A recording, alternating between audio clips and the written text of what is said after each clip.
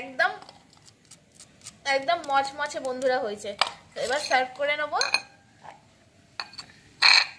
বর্ষার দিনে এই কাটলেটের কিন্তু জুড়ি মেলা ভার বন্ধুরা। যত ঠান্ডা হবে তত কিন্তু আরো মচমচে আর ক্রাঞ্চি হবে জিনিসটা। সারা দিন ধরে বন্ধুরা আজকে বৃষ্টি হয়েই যাচ্ছে অবিরাম। তো এই বৃষ্টির মরশুমে একটু কি খেতে ভালো লাগে বলুন তো? চপ পকোড়া। চপ পকোড়া বিকালবেলা হলে তো জমে যায়, তাই আমি বিকালবেলা ছাদে চলে এসেছি, নিয়ে এসেছি হাতে দুটো ফ্রেশ ভুট্টা। আপনারা তো ভুট্টার অনেক পোড়া বা সিদ্ধ অনেক কিছুই রেসিপি খেয়েছেন, আজকে আমি ভুট্টার পকোড়া রেসিপি করে আপনাদের সাথে শেয়ার করবো। সাথে থাকছে দুর্দান্ত স্বাদের একটা ধনেপাতার চাটনি। তো চলুন রেসিপিটা শুরু করে দিই, আর আপনারা কিন্তু ভিডিওটা সম্পূর্ণ দেখবেন কিভাবে এই ভুট্টার পকোড়া আমি বানাই। এখানে বন্ধুরা আপনারা কিন্তু ভুট্টার দানাগুলো একটা একটা করে ফুলে নেবেন না, একটা একটা গোটা গোটা দানা যদি মেখে দেন না তাহলে কড়াই দিলেই ফাটবে। তো দেখুন আমি কিভাবে কেটে নিচ্ছি। এটা প্রথমে ভুট্টাগুলো ধুয়ে নিয়েছি, দিয়ে দুভাগ করে নিয়েছি। এবার এইরকম করে বটির সাহায্যে এরকম করে কেটে নেব। দেখুন কিরকম করে কেটে নিচ্ছি।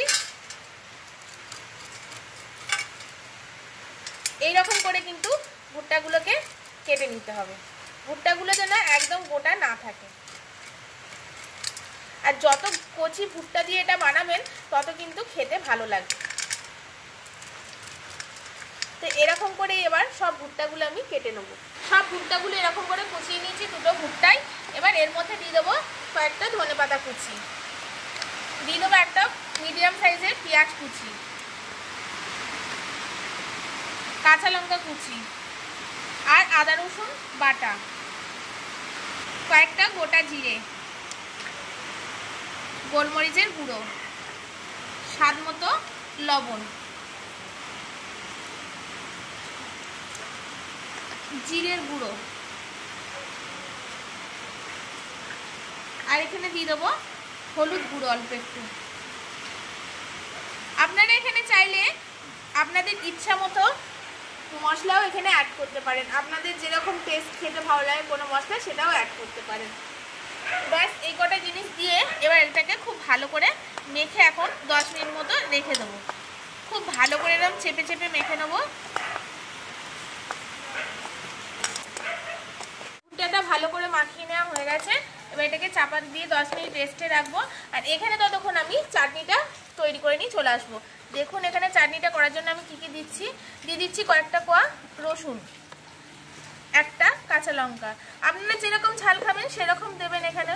আর দিয়ে দিচ্ছি একটা টমেটো কুচি আর কয়েকটা ধনেপাতা কুচি।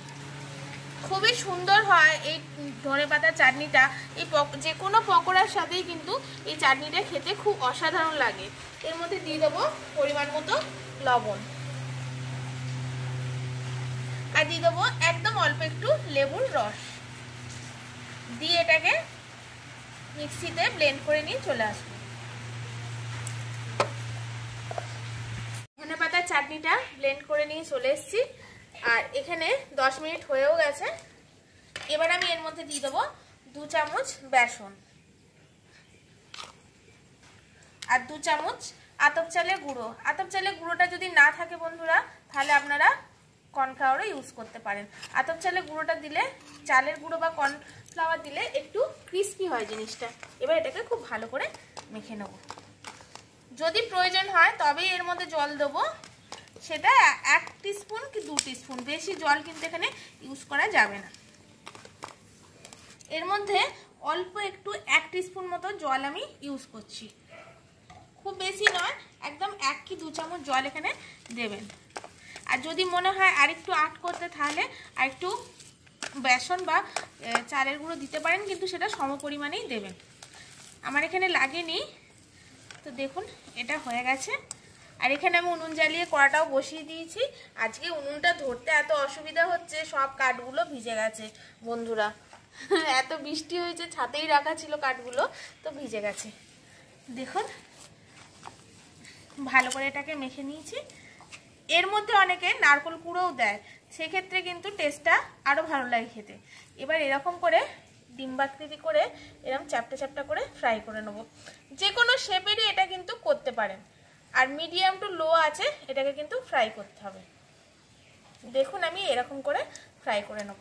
একদম কিন্তু ছোট্ট ছোট্ট করে এরকম করে নেবেন। আর এরকম থিকনেস রাখবেন, তাহলে কি হবে ভেতরটা পর্যন্ত একদম ক্রিস্পি কুড়কুড়ে হবে। এমনিতে জানেন যে কর্ন জিনিসটা কুড়কুড়েই হয় কোনো কিছু দিয়ে ফ্রাই করলে, তো এটা তো কাঁচা কর্ন, আর একটু ফ্রাই করলে ভালোই লাগে। এরকম করে এবার সবগুলোই করে নেবো। একটা বানিয়ে নিয়েছি, এখানে তেলটাও গরম হয়ে গেছে, এবার ছেড়ে দেবো তেলের মধ্যে।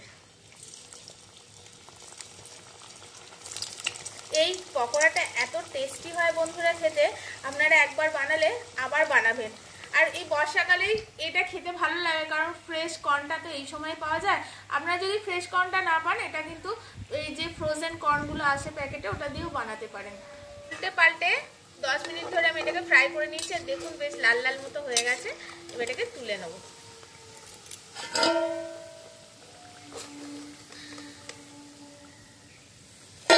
দেখুন কতটা ক্রিস্পি হয়েছে, একদম সাউন্ড শুনে বুঝতে পারবেন। আর এটা যত রাখবেন আরো কিন্তু ক্রিস্পি হয়ে যাবে একটু ঠান্ডা হলে। এরকম করে আর কয়েকটা আছে, সেগুলো ফ্রাই করে নেব বন্ধুরা। ঘরোয়া উপকরণ দিয়ে কিন্তু এই কাটলেটটা বন্ধুরা তৈরি হয়ে যায়। আর একটু নতুনত্ব খাবার খেয়ে দেখবেন, খুবই সুন্দর খেতে হয়।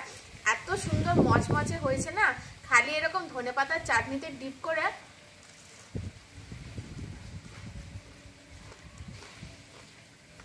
মুখে চালান করে যাবে, মনমাস করছে বন্ধুরা। এই মেঘলার দিনে এরকম বিকেলবেলা যদি এরকম হয়, কিরকম লাগবে বলুন তো? দুর্দান্ত লাগবে।